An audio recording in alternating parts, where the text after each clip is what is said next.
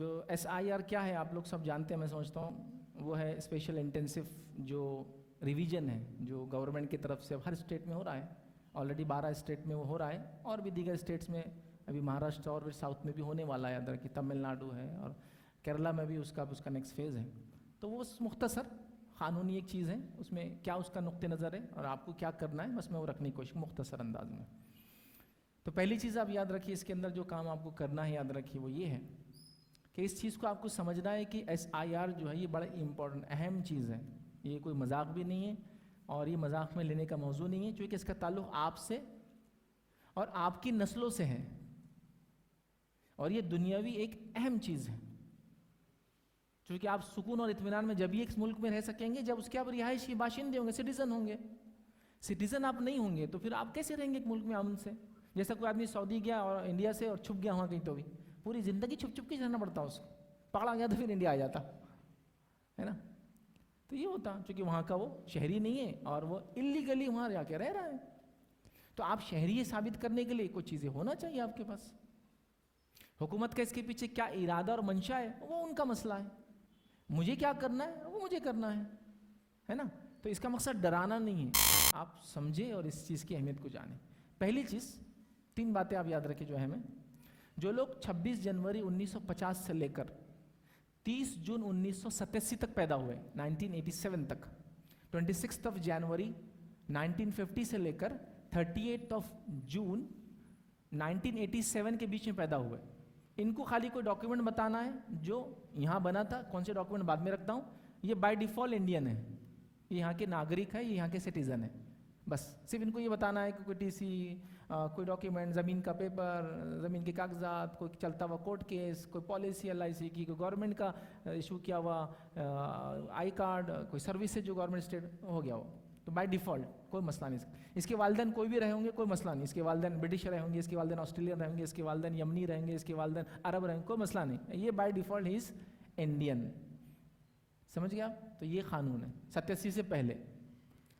दूसरी चीज़, 1 जुलाई, जून 30 हो गया, 1 जुलाई 1987 से लेकर 2 दिसंबर 2004, 2 दिसंबर 2004, इसके बीच में जो पैदा हुए, इनमें दोनों माँ बाप में से किसी एक का इंडियन होना ज़रूरी है। और वो कैसे साबित होगा?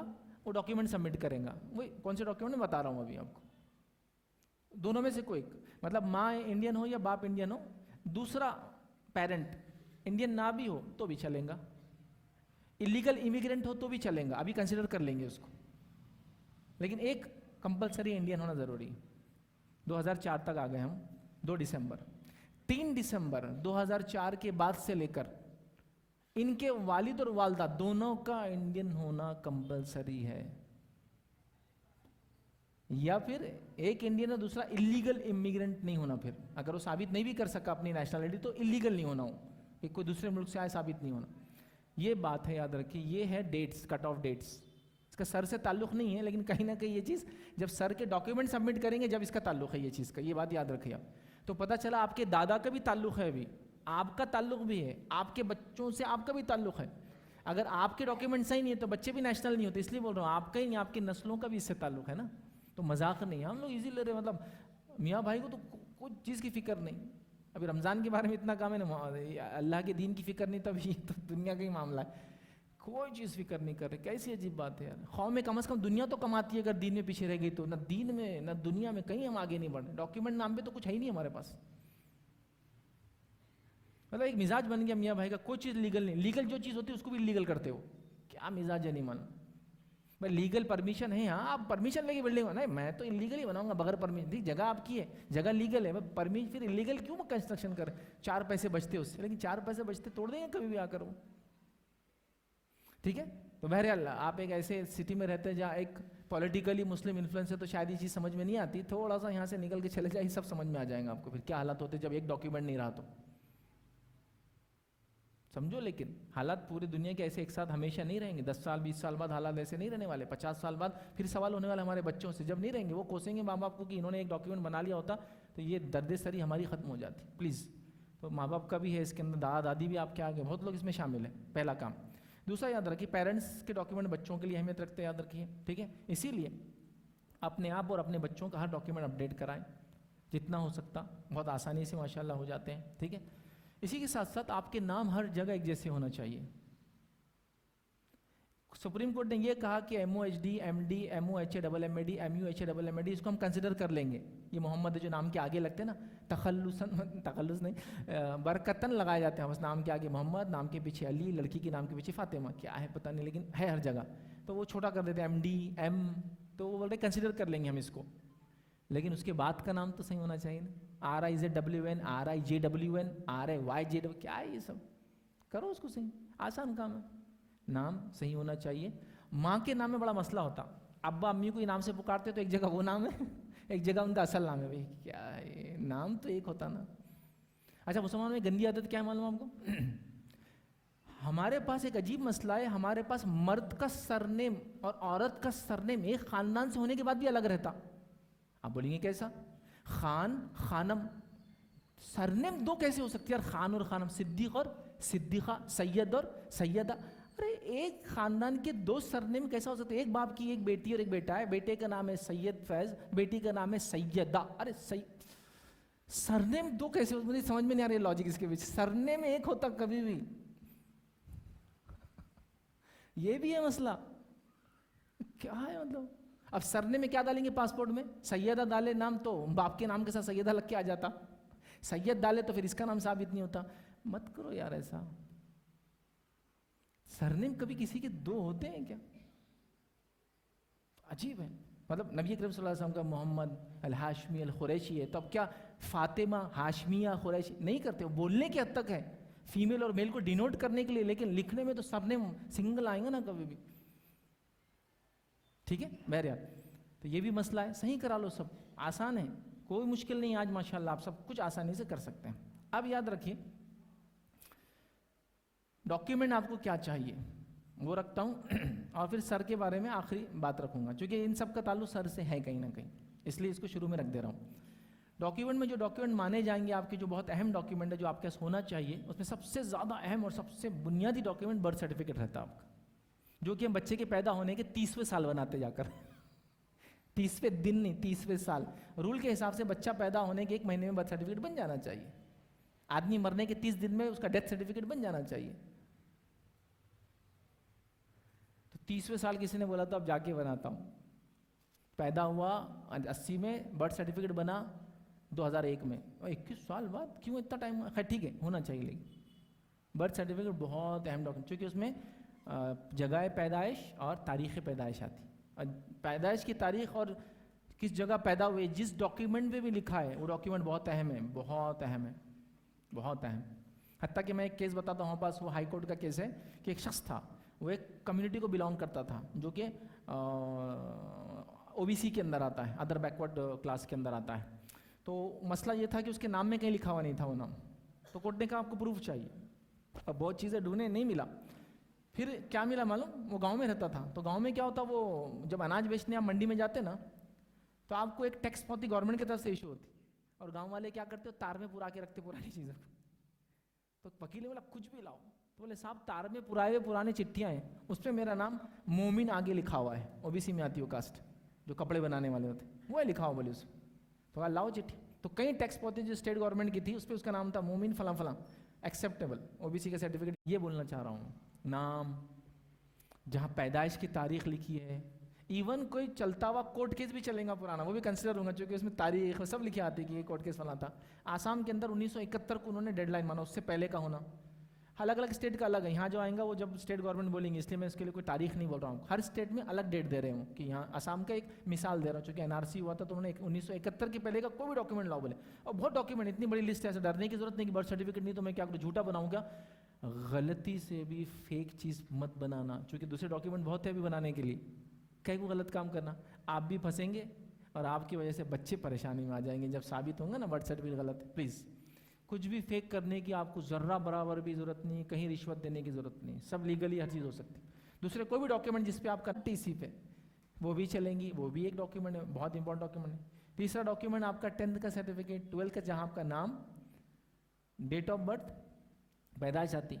वेस्ट बंगाल के अंदर तो इब्तिदाई उसमें उन्होंने 10th के जो उनका जो SIR हुआ, आपके 10th का जो क्या बोलते हैं आपका एंट्री के लिए जो डॉक्यूमेंट है था, क्या बोलते हैं उसका, 10th का हॉल टिकट को भी एक्सेप्ट किया था, लेकिन बाद में सुप्रीम कोर्ट का डिसीजन आया कि हॉल टिकट नहीं चलेगा, क्योंकि हॉल टिकट पे भी डेट ऑफ बर्थ आती लिखी हुई, लेकिन उन्होंने नहीं कंसिडर किया। लेकिन रखे वो सब चीज़ें भी, देखो हॉल टिकट भी काम आ रहा शुरू में तो आया ना काम।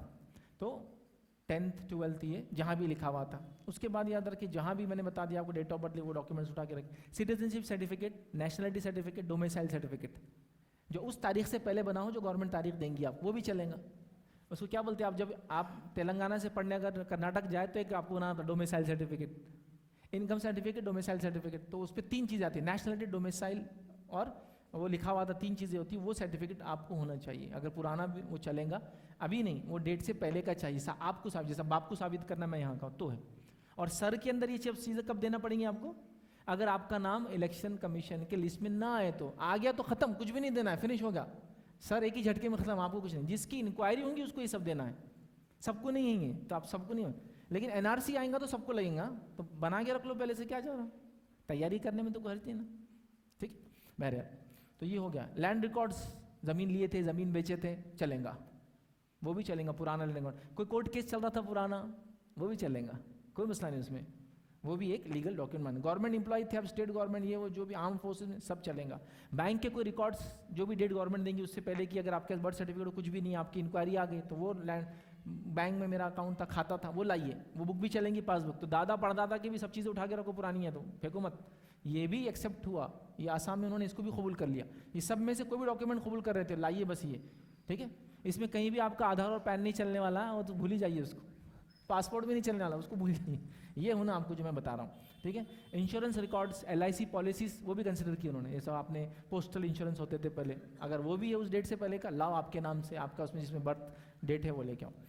उसके बाद याद रखिए इलेक्शन कार्ड अगर आपके पास है, पहले इलेक्शन कार्ड शुरू में आया तो उसकी ज़रूरत नहीं होती थी, राशन कार्ड पे भी वोट दे सकते थे, लेकिन किसी ने बना लिया होगा पुराना, वो भी चलेंगे इसके अंदर।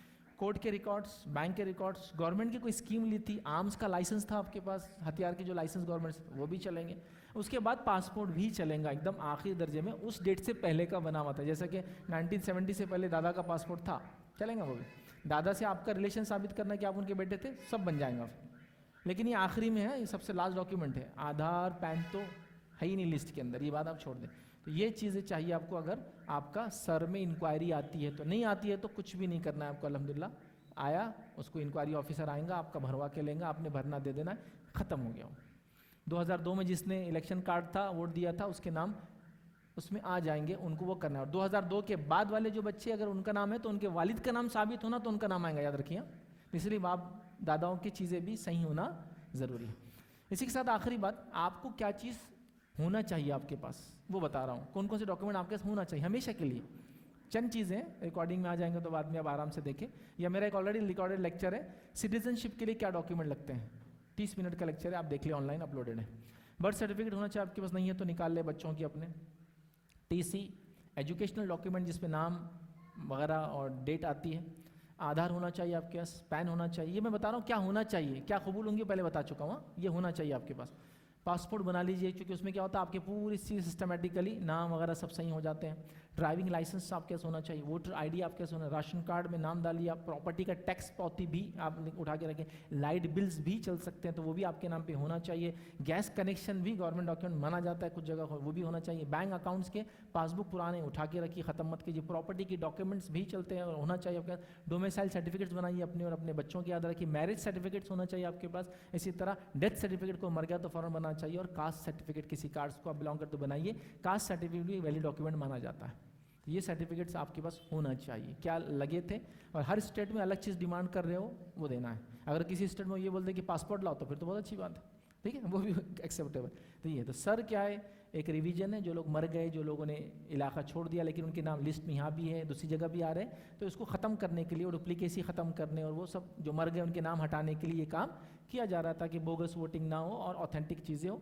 तो आपका नाम इसमें 2002 में आप वोट देते थे तो आपका नाम खुद ब खुद आना चाहिए, वो ऑफिसर आपके पास आएंगे, आपको फिल करके देना है, आपका नाम आ जाएगा। जिसके नाम नहीं आएंगे, जिसके नाम में शक होंगे, उनको एक मैसेज आएगा और नोटिस आएगा कि आपको आके अपना डॉक्यूमेंट साबित बता देना। वो डॉक्यूमेंट क्या है? ऊपर वाले डॉक्यूमेंट है जो आपको पहले बताया मैंने। वो डॉक्यूमेंट में से जो मांगेगा आपको ले जाकर वो सब उसके पास सबमिट कर, वो सबमिट करने के बाद वो देखेंगे और आपका रिवीजन करके काम खत्म कर देंगे। अगर आप रिवीजन को नहीं जाएंगे, डॉक्यूमेंट सबमिट नहीं करेंगे, तो आपका नाम वोटिंग लिस्ट में हट जाएगा। वोटिंग लिस्ट में डालना फिर आसान काम नहीं होगा, खासतौर से 2002 के पहले के वोटर के लिए। और नए वोटर भी ऐड नहीं होंगे, चूंकि आपका नहीं है तो आपके बच्चे का भी ऐड नहीं होगा, याद रखिए बात। और ये एक तरह से आपकी नेशनलिटी को चैलेंज कर देगा, आपकी नागरिकता सिटीजनशिप को चैलेंज कर देगा, और आपकी होगी तो आपके बच्चे भी चैलेंज हो जाएंगे और आप डी कैटेगरी में चल जाएंगे, डाउटफुल वोटर्स, जो कि बहुत जगह हुए, थोड़े बहुत नहीं हुए, काफ़ी बड़ी बड़ी तादाद में, ठीक है। मतलब लिस्ट में से जिनके नाम निकले, यूपी के अंदर 3.5 करोड़ लोगों के नाम निकल गए लिस्ट में से, ठीक है। रिवीजन कराएंगे तो ऐसे भी हुए बहुत ज़्यादा लोगों के, लेकिन सबको जाना है ऑफिसर्स के पास। तो ये चीज़ों को ईजी मत लीजिए, बस मैं आपको बस यही बोलना चाह रहा था। तो यही चंद बातें थी हम, और साथ आखिरी बात रख देता हूँ, क्योंकि वो भी होने वाला है 2027 के अंदर जो है, अभी सेंसस आने वाला है। तो अभी सेंसस की प्लानिंग चल रही है और आपके घर लोग आएंगे और आपसे 19 से 20 मालूमात लेंगे, वो भी दे दे सब उनको। सेंसस मतलब आबादी कितनी है हमारे मुल्क की, अभी 2011 में होता ना आखिरी, तब हो रहा उसके बाद, तो दे दे। उसमें हुकूमत आके मेरे को ये तो नहीं करेंगी, मेरे को ये मांग रही, 19-20 सवाल आते, सब देते। घर कैसा बना हुआ है, आरसीसी का है क्या, दीवारें किस चीज़ की बनी है, गैस कनेक्शन है क्या, ये है क्या, दे दे, कोई डरने की ज़रूरत नहीं हो। वो सब जगह होता, कोई ऐसा नहीं रहता। वो अपने मुल्क के हालात जानने के लिए देखते, घर किस किस्म के घर में लोग रह रहे हैं। पहले याद है आपको, पहले उसमें गैस कौन सा था, टीवी कौन सा है पूछते थे, कलर है, तो वो जानना चाहते थे कितने लोग जो है हमारे इतने गैजेट्स वगैरह रखते हैं। तो कोई बुरी चीज़ सब लिखा है, मोबाइल यूज़ करते हैं तो सादा या है इसमें सब। डरिए मत कि वो ऐसा कर रहे वैसा कर रहे फला हो रहा है, ये डरने की चीज़ नहीं, ये कानूनी चीज़ है और सब करना पड़ता है। बहरहाल ठीक है, तो इसी चंद बातों पे अपनी बात को मैं ख़त्म करूँगा।